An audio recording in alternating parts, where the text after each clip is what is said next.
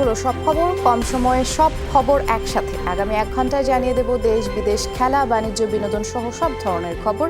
প্রতিদিনকার মতো খবরটা যতখানি করে বলবো, তাতে করে আজ কোথায় কি হলো সব আপডেট একসাথে জেনে যেতে পারবেন। নিয়মিত এই আয়োজনে নুসরাত বৃষ্টি, সবাইকে স্বাগত জানাচ্ছি। সব খবরে চলে যাচ্ছে। করোনা সতর্কতায় আগামীকাল থেকে 17 মার্চ থেকে দেশের সব শিক্ষা প্রতিষ্ঠান বন্ধ রাখার সিদ্ধান্ত নিয়েছে সরকার। আপাতত 31 মার্চ পর্যন্ত বন্ধ থাকবে সব ক্লাস পরীক্ষা। দেশে করোনা পরিস্থিতি বিবেচনায় সকালে মন্ত্রিসভার বৈঠকে এই সিদ্ধান্ত নেওয়া হয়েছে। পরে সচিবালয়ে ব্রিফিংয়ে শিক্ষামন্ত্রী ডক্টর দীপু মনি বলেছেন, শিক্ষা প্রতিষ্ঠান বন্ধ করা হয়েছে, তবে শিক্ষার্থীদের বাড়িতে থাকা নিশ্চিত করতে হবে। বন্ধের সময় কোথাও বেড়াতে না যাওয়ার আহ্বানও জানিয়েছেন তিনি। মুজিব বর্ষ নিয়ে স্কুল কলেজে যে কর্মসূচি রয়েছে তা কোনো জমায়েত ছাড়া শিক্ষকদের পালন করার নির্দেশনা দেওয়া হয়েছে। 1 এপ্রিল থেকে এইচএসসি পরীক্ষার বিষয়ে এখনই কোনো সিদ্ধান্ত নেওয়া হয়নি বলেও জানিয়েছেন শিক্ষামন্ত্রী। তবে সব কোচিং সেন্টার বন্ধ থাকবে। এর আগে সব প্রতিষ্ঠানে অ্যাসেম্বলি বন্ধ ঘোষণা করেছিল সরকার।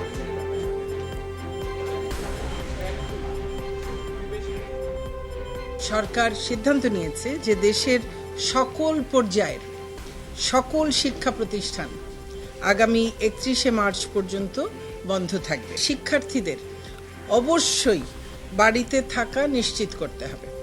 শিক্ষা প্রতিষ্ঠান বন্ধ তার মানে এই নয় যে এখন সর্বত্র তারা ঘুরে বেড়াবে এবং বেড়াতে যাবে, তা কিন্তু নয়। শিক্ষা প্রতিষ্ঠান বন্ধ করা হয়েছে সতর্কতামূলক ব্যবস্থা হিসেবে। সারা দেশে শিক্ষা প্রতিষ্ঠান বন্ধের এই সিদ্ধান্তকে ইতিবাচক বলে স্বাগত জানিয়েছেন শিক্ষক, শিক্ষার্থী, অভিভাবকরা। করোনার ঝুঁকিমুক্ত হলে আবারও স্কুলে ফেরার বিষয়ে তারা আশাবাদী। অভিভাবকরা জানিয়েছেন, সন্তানদের বাসার মধ্যে ভালোভাবেই রাখতে পারবেন তারা। অনেকভাবে ছড়াইতে পারে, তো আমরা যদি একটু সবাই আলাদা থাকি বা একটু সচেতন থাকি, তাহলে হয়তো আমরা এটা প্রতিরোধ করতে পারি। যখন মহামারী আকার ধারণ করবো তখন তো সাবধান হওয়ার চেয়ে এখন যে সাবধান করা হয়েছে এবং স্কুল কলেজ বন্ধ দেওয়া হয়েছে, এটা একটা সঠিক কাজ করেছে। স্টুডেন্টদেরকে সচেতন করা, তাদেরকে রোগমুক্ত রাখা, এটা একটা আমাদের ভালো একটা দিক বলে আমরা মনে করি। সেজন্য সরকার এই সিদ্ধান্তটা নিয়েছে। আজকে স্যার বন্ধ হওয়ার কারণে আমাদের নিশ্চিন্তা বোধ হচ্ছে, তারপর স্কুলে আসলে আমরা সবাই একটা আতঙ্কের ভিতরে থাকি। দেশে নতুন করে আরও 3 জন করোনা রোগী শনাক্ত হয়েছে। ইতালি এবং জার্মানি ফেরত করোনা আক্রান্ত দুজনের একজন থেকে নতুন এই 3 জনের সংক্রমণ হয়েছে। সংবাদ সম্মেলনে এই তথ্যই জানিয়েছেন IEDCR এর পরিচালক ডক্টর মির্জাদি সেব্রিনা ফ্লোরা। এ সময় তিনি হাঁচি, কাশি, গলা ব্যথা থাকলে ঘর থেকে বের না হওয়ার আহ্বান জানিয়েছেন। উপসর্গ দেখা দিলে সরাসরি IEDCR বা কোনো হাসপাতালে না গিয়ে হটলাইনে কল দেওয়ার পরামর্শ দিয়েছেন তিনি। সদ্য বিদেশ ফেরতদের কঠোরভাবে হোম কোয়ারেন্টাইনে থাকার পরামর্শ IEDCR এর।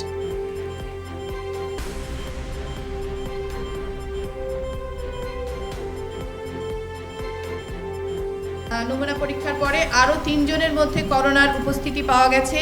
এই পরবর্তী 3 জন আগে যারা নিশ্চিত হয়েছিলেন তাদের মধ্যে একজনের পরিবারের সদস্য। সেই জন্য আমরা আবার অনুরোধ করছি যারা বাইরের থেকে আসছি তারা যাতে পরিবারের কাছ থেকেও দূরত্ব বজিয়ে রাখি। এদিকে চীন থেকে 34 চীনা নাগরিক এবং 10 বাংলাদেশিকে নিয়ে আসে ইউএস বাংলার একটি ফ্লাইটের সবাইকে হোম কোয়ারেন্টাইনে থাকার শর্তে ছেড়ে দেওয়া হয়েছে। সকালে ব্রিফিংয়ে সাংবাদিকদের তথ্য জানিয়েছেন শাহজালাল আন্তর্জাতিক বিমানবন্দরের পরিচালক AHM তৌহিদুল আহসান। তিনি বলেছেন, চীন থেকে আসা 44 জনের মধ্যে 34 জন চীনা নাগরিক এবং বাকি 10 জন বাংলাদেশি। স্বাস্থ্য অধিদপ্তরের পরামর্শ অনুযায়ী তাদের পরীক্ষা নিরীক্ষা শেষে হোম কোয়ারেন্টাইনে থাকার শর্তে ছেড়ে দেওয়া হয়।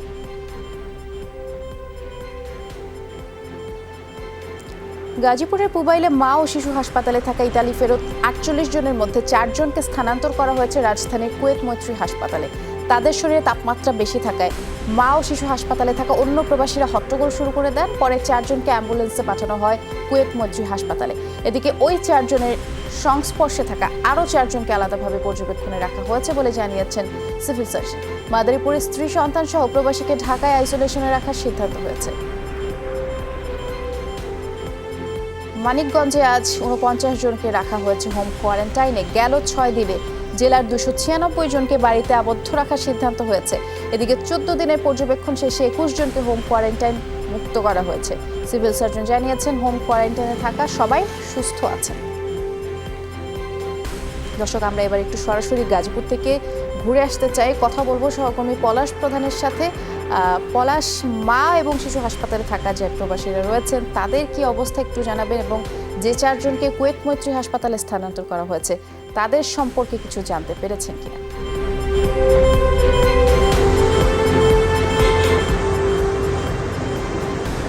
জি বৃষ্টি, 48 জনের মধ্যে যে 4 জনকে রাজধানীর উত্তরা হাসপাতাল নেওয়া হয়েছে, তাদের আলামত সংগ্রহ করা হয়েছে, কিন্তু এখন পর্যন্ত আমরা তাদের উন্নতি এবং অবনতি কোনোটাই আমরা এখনো জানতে পারিনি।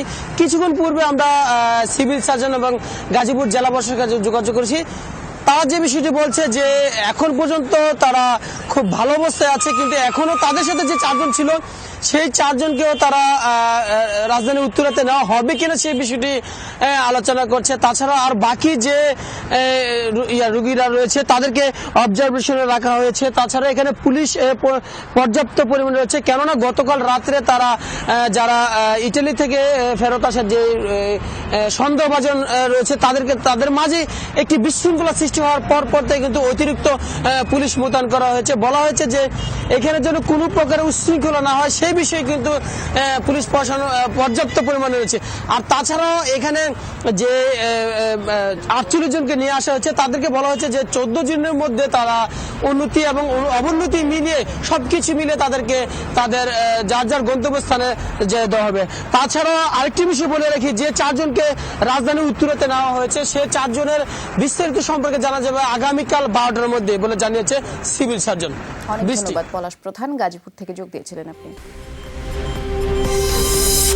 এদিকে চট্টগ্রাম বিশ্ববিদ্যালয়ের একটি আবাসিক হল থেকে ইতালি ফেরত এক যুবককে উদ্ধার করেছে বিশ্ববিদ্যালয়ের প্রক্টোরিয়াল বডি। যুবক সহ হলের রুমে থাকা 7 জনকে পাঠানো হয়েছে হোম কোয়ারেন্টাইনে। গেল 5 মার্চ ইতালি থেকে বাংলাদেশে ফেরেন ওই যুবক। সাজেকে বেড়াতে যাওয়ার উদ্দেশ্যে বিশ্ববিদ্যালয়ের এক বন্ধুর হলে ওঠেন ওই যুবক, এবং খবর পেয়ে যুবক সহ 7 জনকে উদ্ধার করে প্রক্টোরিয়াল বডি। ইতালি ফেরত যুবককে আশ্রয় দেয়, শিক্ষার্থীর বিরুদ্ধে শাস্তিমূলক ব্যবস্থা নেওয়ার কথাও জানিয়েছে প্রশাসন। আর এই ঘটনার পর থেকেই ক্যাম্পাসে আতঙ্ক তৈরি হয়েছে। চট্টগ্রাম বিশ্ববিদ্যালয়ের 5 শিক্ষার্থী সহ 6 জনের হোম কোয়ারেন্টাইনের বিষয়ে আমরা একটু বিস্তারিত জানবো। আমাদের সহকর্মী আরিফুর রহমান সবুজ সেখান থেকে সরাসরি যোগ দিয়েছেন আমার সাথে। সবুজ, নিশ্চয়ই শুনতে পাচ্ছেন যে 6 জনকে হোম কোয়ারেন্টাইনে পাঠানো হয়েছে তারা ঠিক মতো নির্দেশনা মানছে কিনা, এই ধরনের খবর আছে কিনা আপনার কাছে একটু জানাবেন। এছাড়া শিক্ষা প্রতিষ্ঠান বন্ধের ঘোষণায় শিক্ষার্থীরা কি প্রতিক্রিয়া জানাবেন?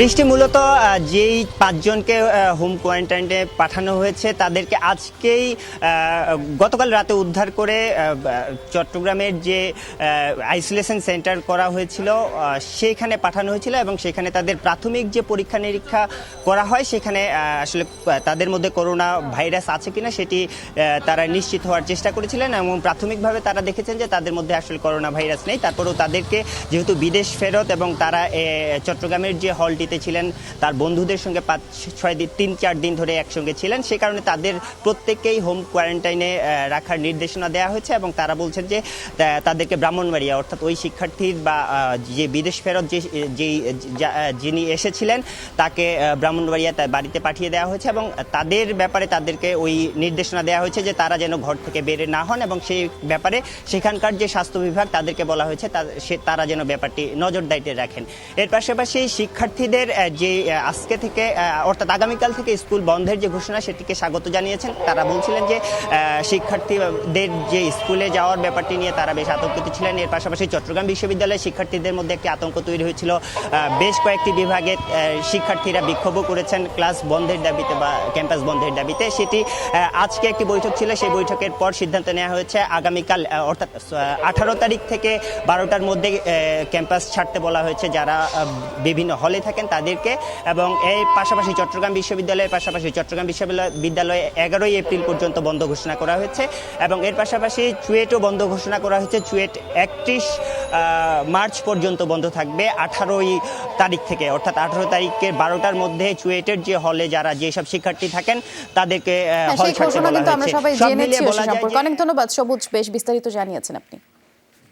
ঢাকা বিশ্ববিদ্যালয় কর্তৃপক্ষ জানিয়েছে, করোনা সতর্কতা বিশ্ববিদ্যালয় বন্ধ ঘোষণা করা হলেও তা পরে পুষিয়ে দেওয়া হবে। আগামী গ্রীষ্মকালীন ছুটির মধ্যে ক্লাস পরীক্ষা নেওয়া হবে বলেও জানিয়েছেন ঢাকা বিশ্ববিদ্যালয়ের উপাচার্য ডক্টর আখতারুজ্জামান। তিনি শিক্ষার্থীদের করোনা ভাইরাস থেকে রক্ষা পেতে সতর্কতা অবলম্বনের পরামর্শ দিয়েছেন। আমাদের পরীক্ষা নিয়ন্ত্রক সাহেবকে অনুরোধ করবো যে তিনি সেগুলো রিডিজাইন করবেন, রিশাফল করবেন, ক্যালেন্ডারিংয়ে নিয়ে আসবেন, পুনর্বিন্যাস করে পরীক্ষারগুলো যাতে শিক্ষার্থীরা দ্রুত সময়ের মধ্যে আবার জানতে পারে। গ্রীষ্মকালীন ছুটি আছে, সেই ছুটির সাথে এগুলো সমন্বয় করে যাতে সামগ্রিকভাবে শিক্ষার্থীদের স্বাভাবিক শিক্ষা কার্যক্রম, তাদের গ্র্যাজুয়েশন, সেগুলো যাতে আবার বড় আকারে হুমকির মুখে না পড়ে। এদিকে করোনা ভীতিতে এখন রাজধানীবাসী কখন কিভাবে আক্রান্ত হবেন এ নিয়ে আতঙ্ক সবার চলাফেরায়। আবার রাজধানী ঢাকার জীবনযাপনে অভ্যস্ত অনেকেই আবার করোনা নিয়ে পরোয়া কম করছে। তবে সবার মধ্যেই কম বেশি সচেতনতা বেড়েছে। কাজ ছাড়া অনেকেই বের হচ্ছেন না ঘরের বাইরে। চলাফেরা করতেছি, একটু তো আতঙ্ক হবেই, যেহেতু এটা ভাইরাস। রাস্তাঘাট ফাঁকা, তারপর গাড়িতে অত ভিড় পাইনি, মোটামুটি আতঙ্ক বোঝাই যাচ্ছে। সচেতন থাকার জন্য বলতেছে বা পাশাপাশি মাস্ক ব্যবহার করার জন্য নির্দেশ দিচ্ছে। আস্তে আস্তে সরাইতেছে, মানুষের মুখে শুনতেছি। আমার তো মনে হয় আমি কোনো ভয় নাই, যা হয়, কারণ কিছু করার তো নেই। হাইজেনিক লাইফ লিড করার জন্য তাদেরকে প্রস্তুত হতে হবে, বাট আমরা তো আসলে সেভাবে প্রস্তুত না, জাতিগতভাবেই ওইটা আমরা মেনটেন করি না।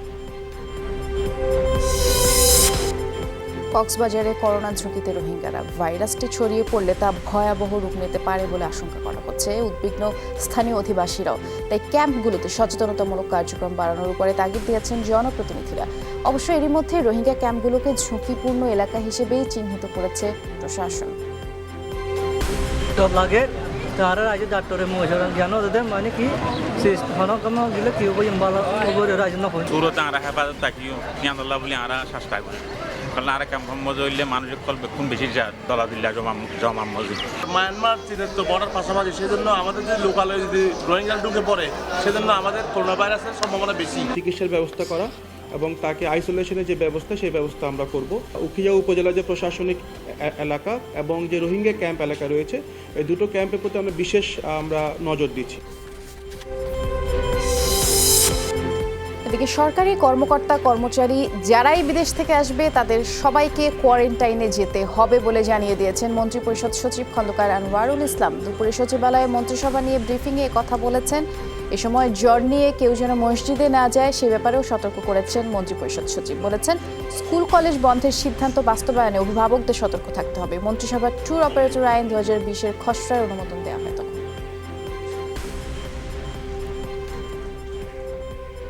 বিদেশ থেকে যারা আসবে, সরকারি প্রোগ্রাম থেকে আসুক, ট্রেনিং থেকে আসুক বা সাধারণ লোকজন আসুক, তাকে অবশ্যই 14 দিনের একদম মানে একটা কম্পালসারি কোয়ারেন্টাইনে থাকতে হবে।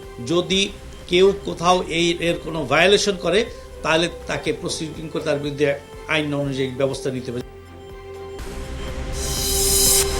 করোনা ভাইরাস প্রতিরোধে সরকারের কার্যকর কোনো পদক্ষেপ নেই বলেই মন্তব্য করেছেন বিএনপির সিনিয়র যুগ্ম মহাসচিব রিজভী আহমেদ।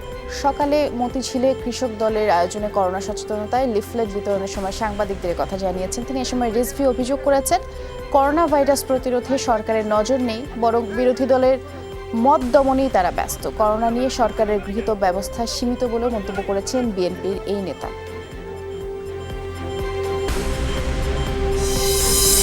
করোনা মোকাবিলায় সরকারকে সহযোগিতা করতে জাতীয় পার্টির নেতাকর্মীরা প্রস্তুত আছে বলে জানিয়েছেন দলটির চেয়ারম্যান জিএম কাদের। দুপুরে জাতীয় প্রেস ক্লাবে জাতীয় যুব সমাজের উদ্যোগে মাস্ক ও লিফলেট বিতরণ অনুষ্ঠানে কথা বলেছেন তিনি।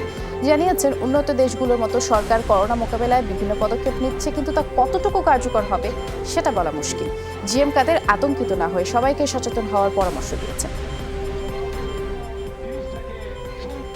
আমরা সরকারের কাছে আহ্বান জানাতে চাই, যখন যেভাবে যে পরিস্থিতিতে আপনারা আমাদেরকে ডাকবেন, আমরা আপনাদের পাশে থাকব। যে কোনো অবস্থায় জাতীয় পার্টির প্রতিটি নেতাকর্মী এই ভয়াবহ রোগ প্রতিরোধের জন্য, এই ভয়াবহ রোগ থেকে দেশকে রক্ষা করার জন্য যে কোনো ধরনের কার্যক্রমে অংশগ্রহণ করার জন্য প্রস্তুত আছে। করোনা ভাইরাসের সংক্রমণ ঠেকাতে দেশের বিভিন্ন স্থানে সচেতনতামূলক কার্যক্রম চালাচ্ছে পুলিশ। সকালে যশোর শহরের দত্তনা মোড় থেকে পুলিশ সুপার আশরাফ হোসেনের নেতৃত্বে লিফলেট বিতরণ শুরু হয়। করোনা প্রতিরোধে করণীয় সম্পর্কে সচেতন করা হয় সাধারণ মানুষকে। চৌরাস্তা, মনিহার, নিউ মার্কেট সহ শহরের গুরুত্বপূর্ণ স্থানে প্রচারণা চালানো হয়। ভোলার লালমোহনে লিফলেট বিতরণ করেন অতিরিক্ত পুলিশ সুপার রাসেলুর রহমান। প্রথমে করিমুন্নেসা হাফিজ মহিলা ডিগ্রি কলেজের শিক্ষার্থীদের মাঝে সচেতনতামূলক লিফলেট বিতরণ করা হয়। পরে উপজেলার বিভিন্ন শিক্ষা প্রতিষ্ঠানেও এই সচেতনতা বৃদ্ধি কার্যক্রম চলে। কোনো পদক্ষেপে ইউরোপে করোনা ভাইরাসের ভয়াবহতাও ঠেকানো যাচ্ছে না, উল্টো প্রাণহানি নতুন নতুন রেকর্ড গড়ছে কোভিড-19। রোববার একদিনে চীনের বাইরে মৃত্যু হয়েছে 670 জনের, যার মধ্যে ইতালিতে 368 জন। ভয়াবহ এই মহামারীতে বিশ্বজুড়ে 6,663 জন প্রাণ হারিয়েছেন। আক্রান্ত হয়েছেন 1,73,000-এর বেশি মানুষ। কেবল ঝুঁকিপূর্ণ ইউরোপীয় দেশগুলো নয়, সতর্কতার মাত্রা বাড়াচ্ছে বিশ্বের অন্যান্য অঞ্চলও। আর সেই ধারাবাহিকতায় 70 বছরের ওপরে ব্রিটিশদের অন্তত 4 মাস স্বেচ্ছা কোয়ারেন্টাইনে থাকার নির্দেশনা দেওয়া হয়েছে।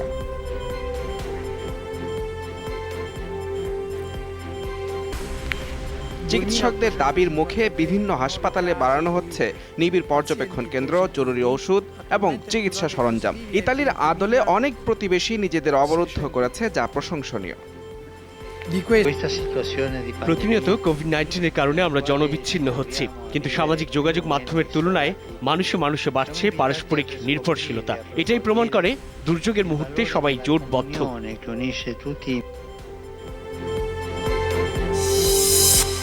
কোভিড-19-এর সম্ভাব্য প্রতিষেধকের প্রথম ক্লিনিক্যাল ট্রায়াল হবে আজ।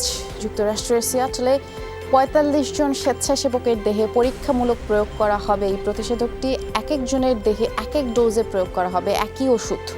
প্রাথমিক সাফল্য নিশ্চিত হলে আরও বড় পরিসরে পরীক্ষা হবে। তবে প্রতিষেধক হিসেবে ওষুধটির চূড়ান্ত কার্যকারিতা প্রমাণে লেগে যাবে কমপক্ষে 1.5 বছর। করোনা ভাইরাস আতঙ্কে জেরুজালেমে বন্ধ করে দেওয়া হয়েছে পবিত্র আল আকসা মসজিদ এবং ডোম অফ রক।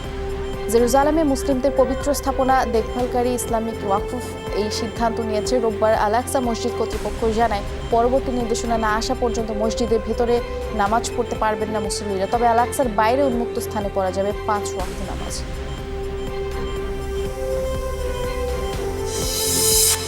করোনা ভাইরাসের কারণে যুক্তরাষ্ট্রে বেড়েই চলেছে প্রবাসী বাংলাদেশিদের আতঙ্ক।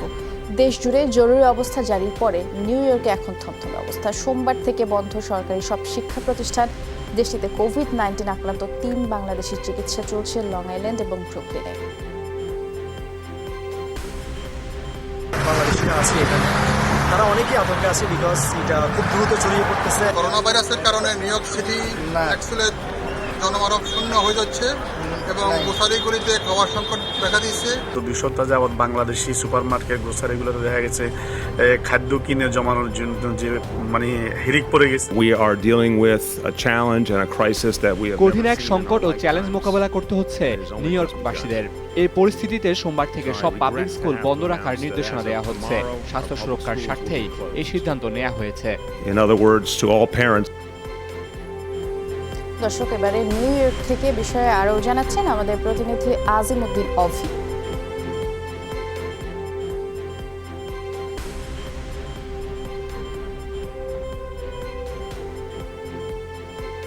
দর্শক, নিশ্চয়ই আমরা তার সাথে আবার যোগাযোগ করার চেষ্টা করবো। শুনতে পাচ্ছি না আমি এই মুহূর্তে।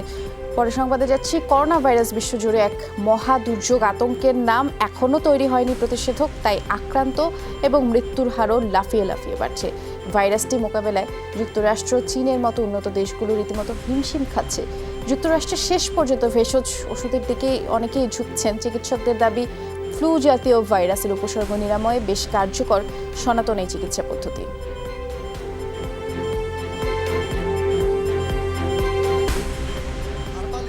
উপকরণগুলো চীনে ভাইরাসের প্রকোপ শুরু হওয়ার পর অনেকেই আগাম বুকিং দিয়ে গেছেন। চাহিদার তুলনায় সরবরাহ করতে হিমশিম খেতে হচ্ছে, কারণ আমার সব পণ্য আসতো চীন থেকে।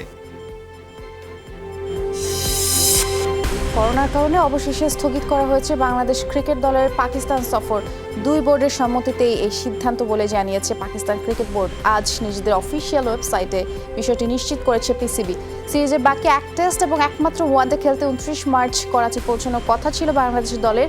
সেখানে 2 দিনের অনুশীলন শেষে 1 এপ্রিল একমাত্র ওয়ানডে এবং 5 এপ্রিল থেকে সিরিজের দ্বিতীয় টেস্ট খেলার কথা ছিল টাইগারদের। আর্জেন্টাইন ডিফেন্ডার এসকুয়েল গ্যারেস সহ ভ্যালেন্সিয়ার 5 ফুটবলার এবং স্টাফ আক্রান্ত হয়েছেন করোনা ভাইরাসে। বিষয়টি নিশ্চিত করেছে ক্লাব কর্তৃপক্ষ। এই প্রথমবার স্পেনের শীর্ষ লিগের ফুটবলার করোনা ভাইরাসে আক্রান্তের খবর পাওয়া গেল। ক্লাব থেকে জানানো হয়েছে আক্রান্ত খেলোয়াড় এবং স্টাফদের সবাই সুস্থ আছেন। তারা নিজ নিজ বাড়িতে অবস্থান করছেন এবং অন্যদের কাছ থেকে নিজেদের আলাদা করে রেখেছেন। ইউরোপে ইতালির পরে দ্বিতীয় দেশ হিসেবে অবরুদ্ধ ঘোষণা করা হয়েছে স্পেনকে। এরই মধ্যে 6,400 জন করোনায় আক্রান্ত হয়েছেন, মারা গেছেন 196 জন। সাংবাদিক আরিফুল ইসলামকে নির্যাতনের ঘটনায় কুড়িগ্রামের জেলা প্রশাসক সুলতানা পারভিনকে প্রত্যাহার করা হয়েছে। জনপ্রশাসন মন্ত্রণালয়ের প্রজ্ঞাপনে উল্লেখ করা হয়েছে সুলতানা পারভিনের জায়গায় দায়িত্ব পালন করবেন মন্ত্রণালয়ের উপসচিব রেজাউল করিম। এছাড়া জেলা প্রশাসনের আরও 3 কর্মকর্তাকে প্রত্যাহার করে জনপ্রশাসন মন্ত্রণালয়ে ন্যস্ত করা হয়েছে। তারা হলেন বিতর্কিত সিনিয়র সহকারী কমিশনার নাজিম উদ্দিন, সহকারী কমিশনার রিন্টু বিকাশ চাকমা এবং SM রাহাতুল ইসলাম। এদিকে সাংবাদিক আরিফুল ইসলামের চিকিৎসায় বিশেষজ্ঞ মেডিকেল টিম গঠন করা হবে। সকালে অর্থোপেডিক সার্জারি কনসালটেন্ট সহ বিশেষজ্ঞ মেডিকেল টিম গঠনের কথা জানায় হাসপাতাল কর্তৃপক্ষ। রোববার জামিনে ছাড়া পাওয়ার পর কুড়িগ্রাম জেনারেল হাসপাতালে স্বাস্থ্য পরীক্ষার পরে নির্যাতনের বর্ণনা দেন এই সংবাদকর্মী। জানান ঘটনার দিন তাকে মেরে ফেলারও হুমকি দেওয়া হয়। কুড়িগ্রামের সাংবাদিক আরিফুল ইসলামকে মধ্যরাতে গ্রেফতার এবং মামলা সংক্রান্ত সব নথি তলব করেছেন হাইকোর্ট। এই সংক্রান্ত রিটের আদেশ আগামী 23 মার্চ দেবেন আদালত এবং বিচারপতি আশরাফুল কামালের নেতৃত্বাধীন হাইকোর্ট বেঞ্চে আজ এই তারিখ নির্ধারণ করেন। বক্তব্য জানাতে সম্ভব হলে ওই দিন আরিফুল ইসলামকে আদালতে আসতে বলেছেন হাইকোর্ট। এছাড়া কুড়িগ্রামের ঘটনায় ডিসি ও ম্যাজিস্ট্রেটদের বিরুদ্ধে দ্রুত ব্যবস্থা নেয় জনপ্রশাসন প্রতিমন্ত্রী ফরহাদ হোসেনের প্রশংসা করেন আদালত। এর আগে আদালতে ভুয়া তথ্য দিয়ে প্রতিবেদন দাখিল করেন ডিসি, যাতে বলা হয় প্রক্রিয়া মেনে সাংবাদিক আরিফকে সাজা দেওয়া হয়েছে। রিটকারীর পক্ষের আইনজীবীরা এ সময় বলেন সাজা দেওয়ার ক্ষেত্রে নিয়ম নীতির তোয়াক্কা করা হয়নি। টাস্ক ফোর্স হঠাৎ করে একটা বাড়িতে গেল কেন? বাড়িতে যে 100 কত জানি 100 গ্রাম না 100 গ্রাম গাঁজা পেয়ে গেল। এই যে বিষয়গুলো এবং অন্য কোনো বাড়িতে যায়নি, শুধু একটা বাড়িতে, তাহলে কি তাদের কাছে কোনো ইনফরমেশন ছিল? সেটা তো তারা বলতে পারতো, তা তো তারা করে নাই। আর মোবাইল কোর্টে তো ওই সময় ধরে স্পটে শাস্তি দিতে হবে।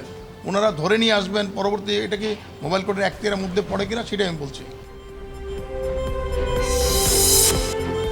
কুড়িগ্রামের সাংবাদিক আরিফুল ইসলামকে নির্যাতনের প্রতিবাদে দেশের বিভিন্ন স্থানে মানববন্ধন করেছে গণমাধ্যম কর্মীরা। দুপুরে কুড়িগ্রাম চিলমারি সড়কে ঘণ্টাব্যাপী সমাবেশের আয়োজন করা হয়। পরে প্রেস ক্লাবের সামনে কুড়িগ্রাম ছাত্র ও যুব সমাজের ব্যানারে মানববন্ধন কর্মসূচি অনুষ্ঠিত হয়। নির্যাতনের ঘটনায় দায়ীদের দৃষ্টান্তমূলক সাজারও দাবি জানিয়েছেন বক্তারা। নরসিংদীতে প্রতিবাদ কর্মসূচিতে অংশ নেন বিভিন্ন সাংবাদিক সহ শ্রেণী পেশার মানুষ। বক্তারা বলেন দুর্নীতির খবর প্রকাশের জেরেই নির্যাতনের শিকার হন সাংবাদিক, আর এই ঘটনার তীব্র নিন্দা জানিয়েছেন তারা। সাংবাদিক নির্যাতনের প্রতিবাদে মানববন্ধন হয়েছে জয়পুরহাটেও। কর্মসূচিতে একাত্মতা জানিয়েছেন বিভিন্ন শ্রেণী পেশার মানুষ। দোষীদের বিরুদ্ধে আইনগত ব্যবস্থা নেওয়ার দাবি জানিয়েছেন বক্তারা। নেত্রকোনায় প্রেস ক্লাবের সামনে প্রতিবাদ কর্মসূচি পালিত হয়। বিভিন্ন সময় সাংবাদিক নির্যাতনের ঘটনার বিচার না হওয়ায় এই অপরাধ বাড়ছে বলে অভিযোগ করেন বক্তারা। গণমাধ্যম কর্মীদের নিরাপত্তা নিশ্চিতের দাবি জানিয়েছেন তারা। মানববন্ধন হয়েছে রংপুরেও। এতে বিভিন্ন রাজনৈতিক, সামাজিক, সাংস্কৃতিক সংগঠনের নেতাকর্মীরা অংশ নিয়েছেন। শুধুমাত্র বিভাগীয় ব্যবস্থা নয়, দায়ীদের বিরুদ্ধে আইনগত ব্যবস্থা নেওয়ারও দাবি জানান বক্তারা। এছাড়া বাগেরহাট, নীলফামারী, ব্রাহ্মণবাড়িয়া, সিরাজগঞ্জ সহ দেশের বিভিন্ন স্থানে প্রতিবাদ কর্মসূচি পালিত হয়েছে।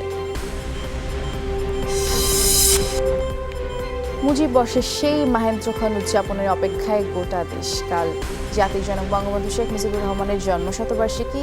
তবে করোনা ভাইরাস পরিস্থিতির কারণে সব আয়োজন সীমিত আকারে হচ্ছে।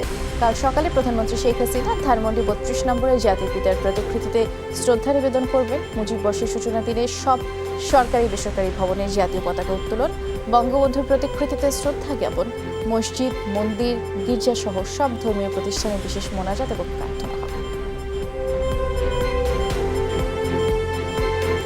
আগামীকাল বঙ্গবন্ধুর জন্মশতবার্ষিকী উপলক্ষে সকাল 10টায় গোপালগঞ্জের টুঙ্গিপাড়ায় যাচ্ছেন রাষ্ট্রপতি মোহাম্মদ আব্দুল হামিদ ও প্রধানমন্ত্রী শেখ হাসিনা। দিবসটি উপলক্ষে এরই মধ্যে সব প্রস্তুতিও শেষ হয়েছে। রাষ্ট্রপতি ও প্রধানমন্ত্রীর আগমন উপলক্ষে বঙ্গবন্ধুর সমাধি, বঙ্গবন্ধু ভবন, মুক্ত মঞ্চ সহ বকুলতলা চত্বর এবং এই এলাকায় শেষ হয়েছে পরিষ্কার পরিচ্ছন্নতা আর উন্নয়ন কাজও। করোনা ভাইরাসের কারণে স্থগিত করা হয়েছে জাতীয় শিশু সমাবেশ এবং সাংস্কৃতিক অনুষ্ঠান।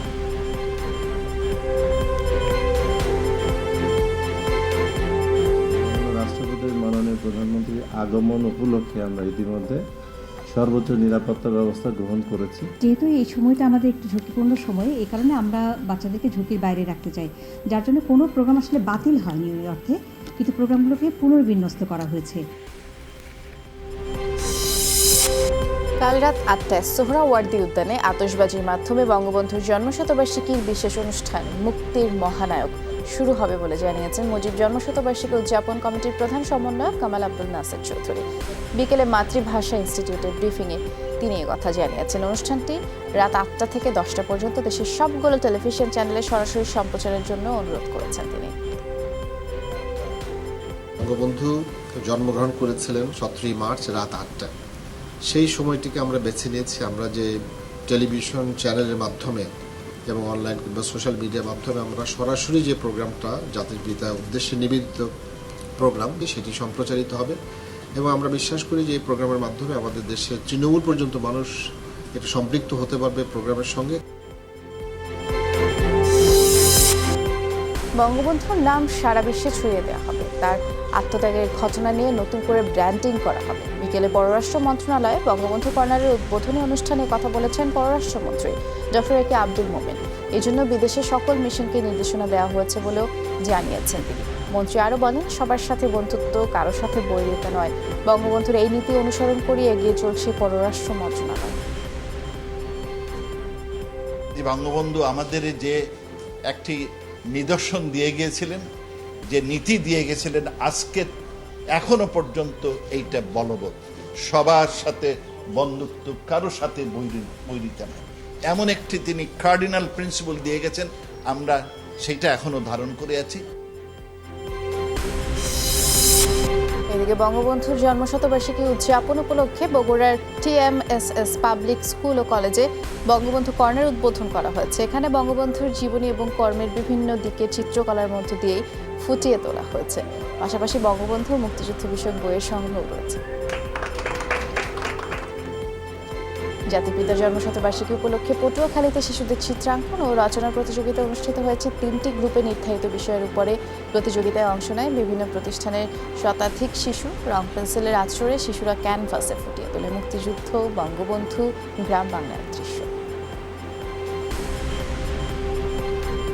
বঙ্গবন্ধু জন্মশতবার্ষিকী উদযাপন উপলক্ষে গোপালগঞ্জের কুলপুর গ্রামে আয়োজন করা হয়েছে স্থির চিত্র প্রদর্শনীর। এতে বঙ্গবন্ধুর 3 শতাধিক স্থির চিত্র স্থান পেয়েছে। এছাড়া জাতির পিতার হাতে লেখা বেশ কিছু চিঠি এবং বিভিন্ন লেখকের শতাধিক বই নিয়েও লাইব্রেরি গড়ে তোলা হয়েছে।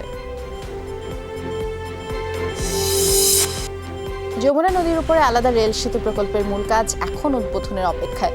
প্রকল্পের ব্যয় বেড়েছে প্রায় 7,000 কোটি টাকা। পরিকল্পনা মন্ত্রী জানিয়েছেন, ভবিষ্যতের কথা চিন্তা করে এই রেল সেতুতে ডাবল লাইন নির্মাণের উদ্যোগ নেয় ব্যয় বেড়েছে। অন্যদিকে রেল কর্তৃপক্ষ জানিয়েছে, নতুন রেল সেতুটির পুরো সুবিধা নিতে চীনা অর্থায়নে জয়দেবপুর থেকে ঈশ্বরদী পর্যন্ত ডাবল লাইন নির্মাণের প্রকল্পটি চূড়ান্ত হতে পারে এবছরের মধ্যে। প্রথম যে প্ল্যানটা করা হয়েছিল, জায়গায় করেছিল, আমাদের অনুরোধে সিঙ্গেল লাইন ছিল, এটা ডুয়েল গেজ।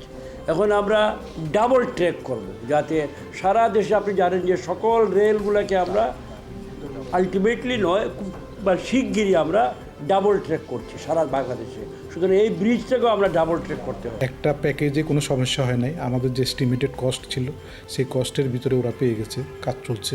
কিন্তু আরেকটা প্যাকেজে ওরা প্রাইস একটু বেশি ছিল, এটা অনেক নেগোসিয়েট করা হয়েছে, নেগোসিয়েট করে নির্ধারণ করা হয়েছে যে জায়গায় এটা করবে।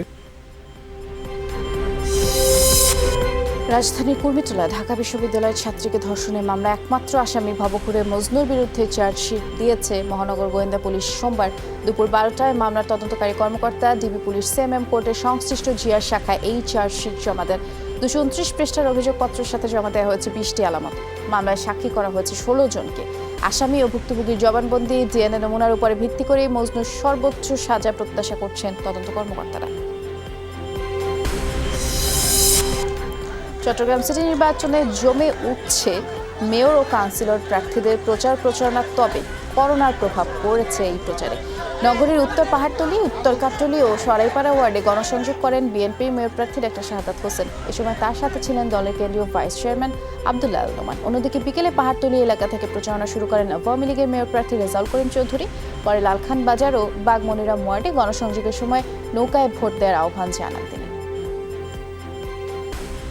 লোকাল সমস্যাগুলো আছে, এগুলা সমাধানের জন্য আমি যদি ইনশাল্লাহ মেয়র নির্বাচিত হই, মানুষকে সেই প্রতিশ্রুতি তন্ত্রকে দিচ্ছি, এটা হলে আমরা কাজ করবো। মানুষের যে মৌলিক চাহিদা আছে এগুলো কেন্দ্রের সমস্ত নেতা কর্মীরা পাহারাদার হিসেবে থাকবে, এজেন্টরা থাকবে।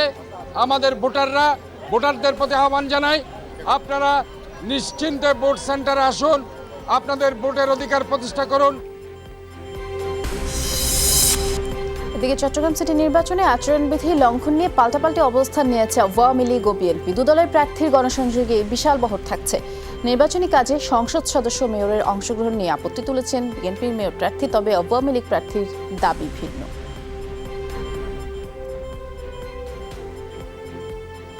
বাইরে কোনো মিছিল মিটিং বা কোনো গাড়ি বহর নিয়ে শোডাউন বা মোটরসাইকেলের শোভাযাত্রা এটা কিন্তু হবে না। ইঞ্জিনিয়ার মোশাররফ সাহেব তো অলরেডি এমপি, আজম নাসির সাহেব তো মেয়র আছেন, তাহলে ওনাদেরকে সভাপতি সাধারণ সম্পাদক করা হলো, সেটাও তো আমাদের প্রশ্ন।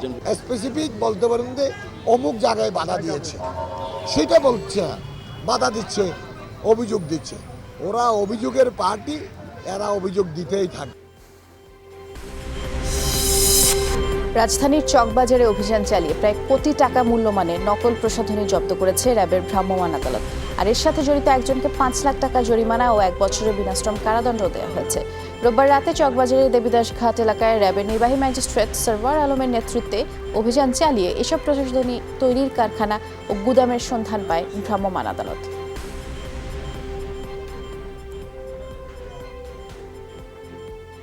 পাকিস্তান এবং ইন্ডিয়ার বেশ কিছু ক্রিম এবং মেহেদি সে ডিরেক্টলি নকল করছে, একটি বিষয়। আর সেকেন্ডলি হচ্ছে সে ইউনিলিভারের যে আপনার ফেয়ার অ্যান্ড লাভলি যেটা রয়েছে, সেটাকে সে প্রায় বলে যে হুবহু ওই একই আকার এবং একই কালার কম্বিনেশন সেটা নকল করতেছে। আর তৃতীয়ত হচ্ছে তার কাছে বিএসটি যে কাগজটা পাওয়া গেছে সেটা আসলে মানে ফেক। কারণ হচ্ছে যে এখানে বিএসটি কাগজটা তাকে সরবরাহ করছে বিএসটির একজন স্টাফ, তিনি অস্বীকার করেছেন যে এটা তিনি সরবরাহ করেন না, কিন্তু এখানকার যে মালিক তিনি বলেছেন যে তিনি এটা তাকে দিয়েছেন। ভারতের মধ্যপ্রদেশে করোনা ভাইরাসের কারণে পেছালো পার্লামেন্টের আস্থা ভোট। গভর্নর লালজি টন্ডনের আহ্বানে বেলা 11টায় বিধানসভার অধিবেশন বসে, কিন্তু কংগ্রেস বিধায়কদের তুমুল হট্টগোলের কারণে সরকারের বিরুদ্ধে অনাস্থা প্রস্তাবই তুলতে পারেননি স্পিকার। তাই 10 দিন পেছানো হয় পার্লামেন্ট অধিবেশন এবং আস্থা ভোট। চলতি মাসে রাজ্যের প্রভাবশালী কংগ্রেস নেতা জ্যোতিরাদিত্য সিন্ধে সহ 22 বিধায়ক বিজেপিতে যোগ দিলেই কমলনাথের সরকার ভেঙে যায়। 46তম মার্কিন প্রেসিডেন্ট নির্বাচন সামনে রেখে ডেমোক্রেটিক পার্টির মনোনয়ন লড়াই পৌঁছেছে একদম চূড়ান্ত পর্যায়ে। রোববার বিতর্ক হয় মাঠে থাকা শেষ দুই নেতা জো বাইডেন আর বার্নি স্যান্ডার্সের। রাজনৈতিক বিতর্ক হলেও এতে করোনা ভাইরাসের প্রভাব ছিল স্পষ্ট। মহামারী পরিস্থিতিতে ডোনাল্ড ট্রাম্পের বিভিন্ন পদক্ষেপের সমালোচনা করেন দুই নেতা এবং প্রতিশ্রুতি দেন স্বাস্থ্যসেবা বিল সংস্কারের।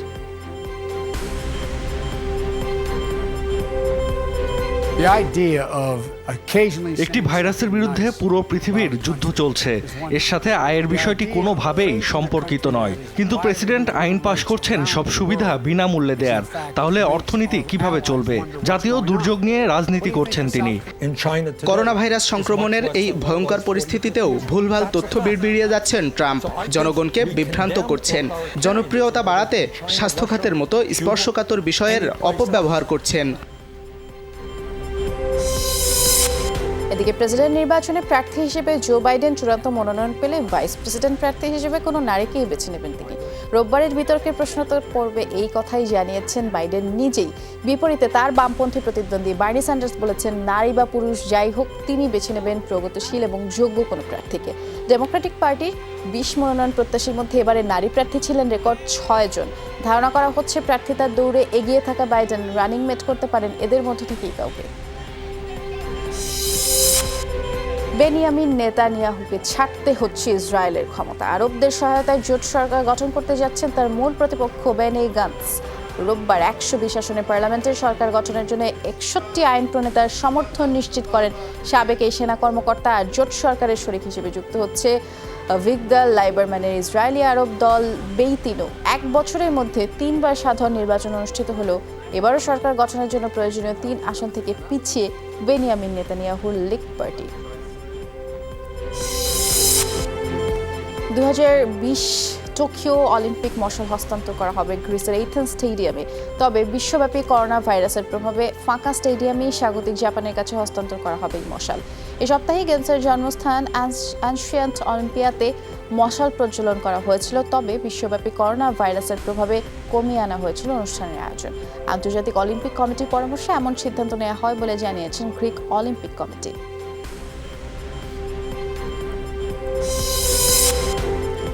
ঘরে বসে করোনার বিপক্ষে খেলতে হবে, সামাজিক যোগাযোগ মাধ্যমে এমনটাই বলছেন ফুটবলাররা।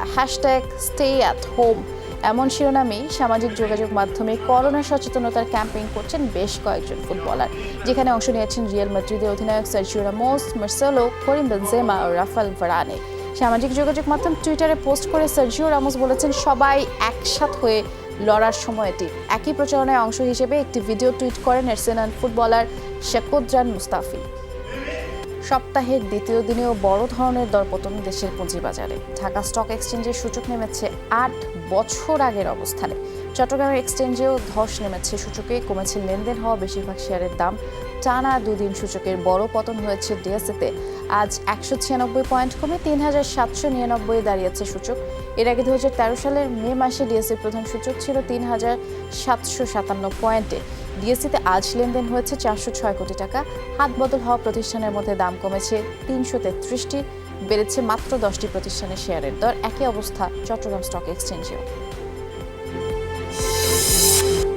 পুঁজিবাজারে অব্যাহত দরপতনে লেনদেনে তৈরি হয়েছে আস্থার সংকট। করোনা ভাইরাসের প্রাদুর্ভাবে আতঙ্কে সপ্তাহের প্রথম 2 দিনেই সূচক পড়েছে। শেয়ার বিক্রি করে দেয় লেনদেন শুরুর পরপরই ক্রেতা শূন্য হয়ে পড়ে অধিকাংশ কোম্পানি।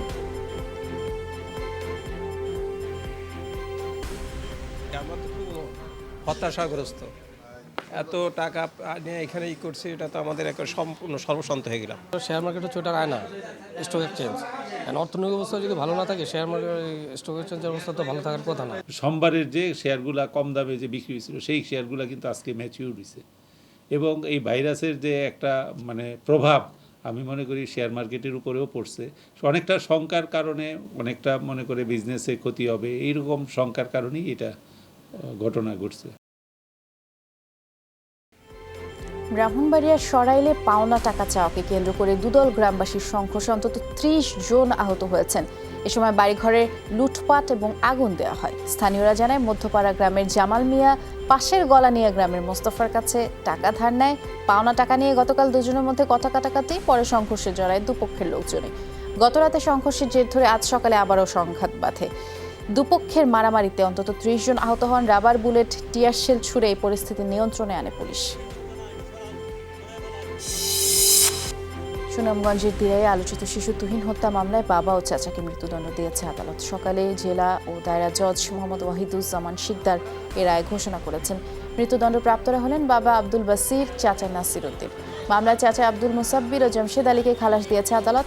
রায় ঘোষণার সময় আদালতে হাজির ছিলেন দণ্ডপ্রাপ্তরা। গেল বছর 13 অক্টোবর প্রতিপক্ষকে ফাঁসাতে 5 বছরের তুহিনকে নৃশংসভাবে হত্যা করে বাবা ও চাচা। হত্যার পরে কেটে নেওয়া হয় 2 কান। শিশুটির পেটে 2টি ছুরি ঢুকিয়ে ঝুলিয়ে রাখা হয় গাছের সাথে। তুহিনে বাবা আব্দুল বাসির এবং যে তার চাচা নাসির যে স্বীকারোক্তি দেওয়া হয়েছে, নিজেকে জড়িত করে ঘটনা বর্ণনা করছে, তাদের দুজনে ফাঁসি আদেশ হয়েছে এবং তার অপর চাচা আব্দুল মুসাব্বির এবং জামশেদ আলীকে 1 বছর কারাবাস প্রদান করেছে। ঝালকাঠি কালেক্টরেট স্কুল ভবনে 2টি কক্ষ এবং সীমানা প্রাচীর ভেঙে গুড়িয়ে দেওয়ার অভিযোগ পাওয়া গেছে। গেল 3 দিন ধরে স্থানীয় প্রভাবশালী এক ব্যক্তির নেতৃত্বে ভাঙচুরের এই কাজ চলছে বলে জানিয়েছেন শ্রমিকরা। এই ঘটনায় স্থানীয় অনেকেই ক্ষোভ প্রকাশ করেছে। তাদের অভিযোগ, স্থানীয় একজনের স্কুল নির্মাণের জন্য ভেঙে ফেলা হচ্ছে কালেক্টরেট স্কুলের ভবন। তবে এ ব্যাপারে প্রশাসনের কোনো কর্মকর্তা কথা বলেনি। 2019 সালে জেলা প্রশাসন পরিচালিত কালেক্টরেট স্কুল ভবনটি নির্মাণ করা হয়। মুজিব বর্ষ উপলক্ষে বান্দরবানের রোয়াংছড়ি উপজেলার তেতুলিয়াপাড়ায় একটি কমিউনিটি ক্লিনিকের উদ্বোধন করা হয়েছে। সকালে বাংলাদেশ স্বাস্থ্য অধিদপ্তরের চট্টগ্রাম বিভাগীয় পরিচালক ডক্টর হাসান শাহরিয়ার কবির কর্মসূচির উদ্বোধন করেন। জানান, ক্লিনিকে তারাছা ইউনিয়নের 22টি গ্রামে প্রায় 4,000 মানুষ চিকিৎসা পাবেন।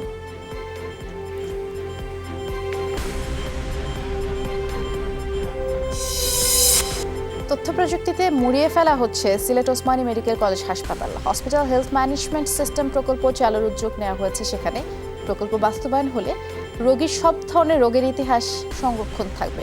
এতে রোগী দেখতে সুবিধা হবে চিকিৎসকদের, সুবিধা হবে রোগীর ইতিহাস দেখে সেবা দেওয়ার ক্ষেত্রেও।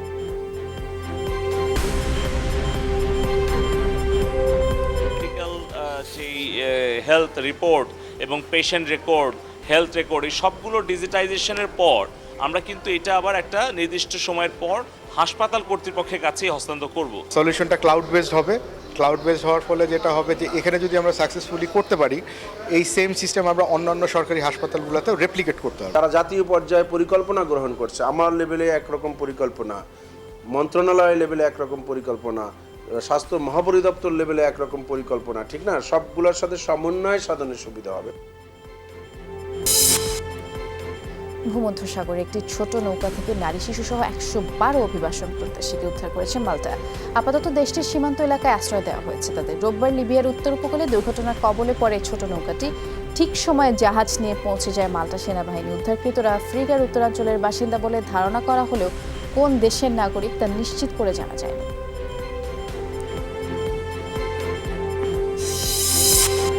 দশম বছরে গড়ালো সিরিয়ার গৃহযুদ্ধ। অভ্যন্তরীণ দ্বন্দ্ব তো আছেই, সাথে আন্তর্জাতিক কুটচাল ধ্বংসস্তূপে পরিণত করেছে গোটা দেশকে। ভেঙে পড়েছে অর্থনৈতিক ব্যবস্থা। 9 বছরের বহুপক্ষীয় সংঘাতের বলি হয়ে প্রাণ গেছে 3,80,000 মানুষের। বিধ্বস্ত হয়েছে মাইলের পর মাইল জনপদ। বাস্তুচ্যুত হয়েছে 62 লাখ মানুষ। আর জাতিসংঘের তথ্য, দ্বিতীয় বিশ্বযুদ্ধের পরে সবচেয়ে বেশি মানুষ গৃহহীন হয়েছে সিরিয়ার সংঘাতে। দেশটির অন্তত 1,10,00,000 মানুষের প্রয়োজন জরুরি সহায়তা। যুদ্ধবিধ্বস্ত দেশটির পুনর্গঠনে দরকার অন্তত $25,000 কোটি। নাইজেরিয়ায় গ্যাস পাইপলাইনের বিস্ফোরণে কমপক্ষে 15 জনের প্রাণ গেছে। রোববার দেশটির বাণিজ্যিক রাজধানী লাগোসে ঘটনায় আহত হয় আরও অনেকে। একটি আবাসিক এলাকায় লাগা এই আগুনে পুরোপুরি পুড়ে গেছে এবং ধসে পড়েছে অন্তত 50টি ভবন। এর একটি ছিল মেয়েদের বোর্ডিং স্কুল, যার ধ্বংসস্তূপে প্রায় 250 শিক্ষার্থী চাপা পড়ে আছে বলে ধারণা করা হচ্ছে। বিস্ফোরণের সময় পথ দিয়ে যাওয়া অনেক লরি, মোটরবাইক সহ অনেক গাড়ি অগ্নিকাণ্ডে পুড়ে ছাই হয়। গ্যাস প্রক্রিয়াজাতকরণ কারখানায় মজুতকৃত গ্যাসের সিলিন্ডারে একটি ট্রাকের ধাক্কায় এই বিস্ফোরণ হয়।